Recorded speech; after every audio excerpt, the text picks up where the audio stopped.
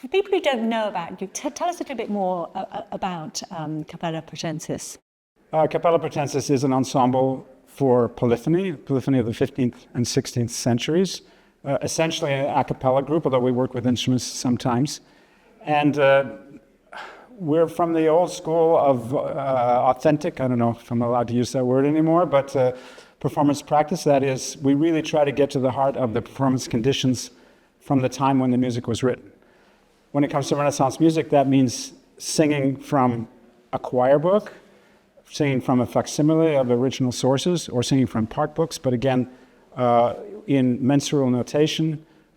With the choir book, we put the choir book on a big stand and we all stand around it. And, you could say it's a gimmick, but it actually isn't a gimmick. It's the way that they performed back in the day. And how difficult is it to find out how they performed?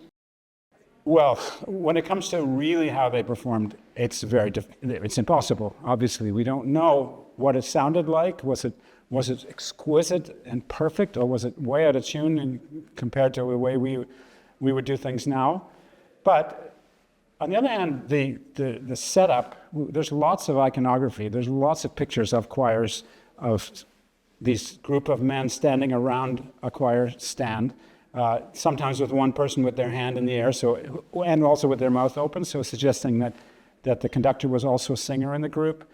And you can get a lot of information out of those pictures. Also, well, they often would have their arm around each other, or maybe tapping out a beat on the shoulder of the guy next to them. Not things that we necessarily do, but we do know what they were up to, and that influences the performing situation immensely. Obviously, it's much different from standing in a half circle, all clutching your own modern score. Are we a bit too clinical? The way we perform nowadays? Yes. I understand why people don't do what we do. It's a lot of trouble. It's much easier to go to the library, get a complete works edition, make photocopies, hand them out and sing. Everybody can read it right away. Whereas we're having to dig around for sources. We're having to spend more time. We've got a great group of singers who can do this. They can read it. But it's more labor intensive to perform this way. And the results are in the beginning, often you have to find your way. But my feeling with it is you can go further with it. You can take the music further. You can feel much closer to the music-making situation that they had at the time. And particularly if you've got an original manuscript in front of you, what's the difference with that than, say, having a score that's much more contemporary? Right. Well, first of all, the commodity is different. The parts are notated separately, so as opposed to a modern score where you can see what everybody else is doing while you're singing. If you just look down, you can see the bass part. Now you're singing up here, the bass part's way over here. It's you have to use your ears, which in music is not necessarily a bad thing, right?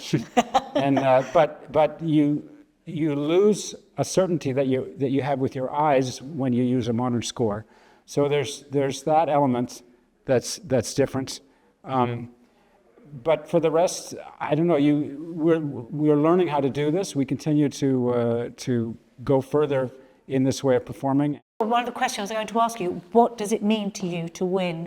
Winning this award is kind of a statement about the way we do things. That is, that it's not just a musicological exercise or some kind of experiment. We really mean to do great performances. We really hope that the way that we perform will result in better performances, not just some kind of laboratory performance or something. And this award means so much to us then in that sense, that clearly people listen to it and just listen to it on its own merits. I don't think they necessarily are giving an award because it's interesting. It's got to be a good performance, I would assume.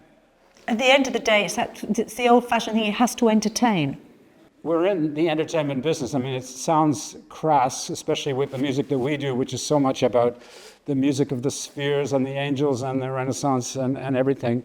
But people come to concerts to enjoy music and not to see some sort of experiment happening on the stage. And again, this prize suggests that we've accomplished what we've set out to do, at least up to this point. So tell me a little bit about this piece of Obrecht's work. Yes, well, it's a one-off. It's the longest mass in the Renaissance repertoire. I mean, I call it like the Missa Solemnis of the Renaissance, and it's a bit like Beethoven's piece, over the top in the same sense. It's just big in every way, long phrases, long movements, and it's also got an interesting backstory to it. It's actually based on a song that was written as an antidote to syphilis, which had just arrived in the old world, come from, supposedly from the new world, the French disease as they called it. And it was very specific. There's very clear documentation. It's possible that the Emperor Maximilian himself suffered from syphilis, and there's a good chance this mass was made at least in his part of the world. So is this an emperor-sized mass to treat an emperor-sized disease? It's not very clear, but sure is a great story, right? So there's that element to this mass, but there's another element that's interesting, and that is there's only one source in which it's preserved. It's actually a print from Basel, a print that was made by somebody who actually wasn't at home in making music prints, and he kind of mucked it up in a couple of places so that these part books that he made aren't really usable to perform from. And we always perform from the historical. So we commissioned a new choir book made on the basis of these part books, a great big beautiful book, and it just so happens one of our singers is an excellent calligrapher. And the Alamire Foundation, which is the Center for Music in the Low Countries in Belgium, they commissioned this thing, and it's a gorgeous, very big choir book with lovingly penned, with calligraphy, colors, and everything. And that's what we performed from. So it's a project with a lot of facets to it, which I love. That's a big part of what we do, is always have a story that's got depth to it and a lot of elements going on. So finally, where next? What's next on the horizon for you? Well, what's next on the horizon is that I am bowing out as the conductor, and I'm passing the group on to the next generation in the form of Tim Braithwaite, who's a fantastic young singer with a lot of expertise in this area, and also Peter De Laurentiis. They'll be the artistic team, and so they're ready to take it to the next level. So the group has, by doing this, it's sort of become an entity of its own that gets taken care of by each group that takes it on. And they've got all kinds of great plans going forward, and I think that it's going to be quite exciting to see where the group goes from here.